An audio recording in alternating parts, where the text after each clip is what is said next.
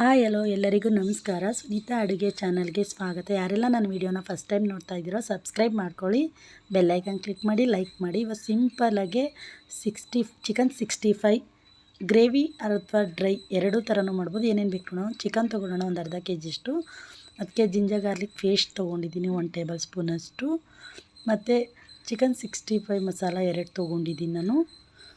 ಒಂದು ಅರ್ಧ ಕೆ ಜಿಗೆ ಅಂದರೆ ಒಂದು 2 ಪ್ಯಾಕೆಟ್ ತೊಗೊಳ್ಳಿ. ಒಂದು ಅರ್ಧ ಟೇಬಲ್ ಸ್ಪೂನಷ್ಟು ಧನಿಯಾ ಪೌಡ್ರು, ಮತ್ತು ಒಂದು ಅರ್ಧ ಟೇಬಲ್ ಸ್ಪೂನಷ್ಟು ಅರಿಶಿಣ, ಒಂದು ಮುಕ್ಕಾಲು ಟೇಬಲ್ ಸ್ಪೂನಷ್ಟು ಚಿಲ್ಲಿ ಪೌಡ್ರು. ಅಂದರೆ ಖಾರ ಬೇಕಂದರೆ, ಖಾರ ಬೇಡ ಅಂದರೆ ಸ್ಕಿಪ್ ಮಾಡಿಬಿಡಿ ಇದು.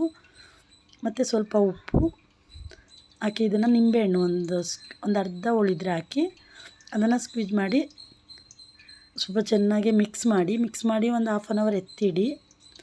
ಒಂದು ಹಾಫ್ ಆನ್ ಅವರ್ ಎತ್ತಿಟ್ರೆ ಅದು ಮ್ಯಾರಿನೇಟ್ ಚೆನ್ನಾಗಾಗುತ್ತೆ. ಅದರಿಂದ ಅದಾದಮೇಲೆ ಒಂದು ಕಡಾಯಿ ಇಟ್ಕೊಳ್ಳೋಣ.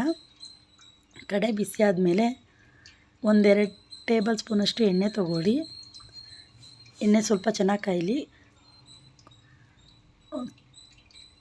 ಚೆನ್ನಾಗಿ ಕಾದ್ಮೇಲೆ ಅದಕ್ಕೆ ನಾವು ಬೆಳ್ಳುಳ್ಳಿನ ಸ್ವಲ್ಪ ಈ ಥರ ಇರೋದನ್ನು ಒಂದು 10ರಿಂದ 15 ಎಸ್ಲಷ್ಟು ಬೆಳ್ಳುಳ್ಳಿನ ಈ ಥರ ಇಟ್ಕೊಂಡು ಹಾಕ್ಕೊಳ್ಳಿ.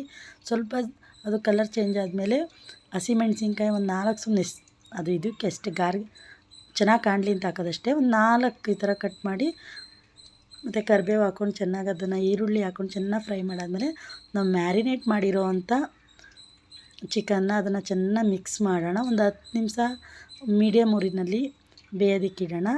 ಅದಾದಮೇಲೆ ನಿಮಗೆ ಅಂದರೆ ಸ್ವಲ್ಪ ಗ್ರೇವಿ ಟೈಪ್ ಬೇಕಂದರೆ ಒಂದು ಅರ್ಧ ಗ್ಲಾಸಷ್ಟು ನೀರು ಹಾಕ್ಕೊಳ್ಳಿ. ಗ್ರೇವಿ ಬೇಡ ಅಂದರೆ ಅಲ್ಲಿಗೆ ಸ್ಕಿಪ್ ಮಾಡಿ ನೀರನ್ನ. ಅದನ್ನೇ ನಾವು ಮಸಾಲ ಹಾಕಿರ್ತೀವಲ್ಲ ಅದನ್ನೇ ನೀರನ್ನ ಈ ಥರ ಸ್ವಲ್ಪ ಮಿಕ್ಸ್ ಮಾಡಿ ಒಂದು ಅರ್ಧ ಗ್ಲಾಸಷ್ಟು ಹಾಕ್ಕೊಂಡು ಚೆನ್ನಾಗಿ ಮಿಕ್ಸ್ ಮಾಡಿ ಒಂದು 15 ನಿಮಿಷ ಸಿಮ್ಮಲ್ಲಿ ಬೇಯಿಸ್ಕೊಂಡ್ರೆ ರುಚಿಯಾದಂತಹ ಚಿಕನ್ 65 ಗ್ರೇವಿ ರೆಡಿ ಆಗುತ್ತೆ. ಲಾಸ್ಟಲ್ಲಿ ಒಂದು ಸ್ವಲ್ಪ ಕೊತ್ತಂಬರಿ ಸೊಪ್ಪು ಹೋದ್ರೂ ಸರಿ. ನೋಡಿ, ಕಲರ್ ನೋಡಿದ್ರೇ ಅಷ್ಟೊಂದು ಚೆನ್ನಾಗಿರುತ್ತೆ ಅಂದರೆ ತಿಂದರೆ ಹೇಗಿರುತ್ತೆ, ಸೂಪರಾಗಿರುತ್ತೆ.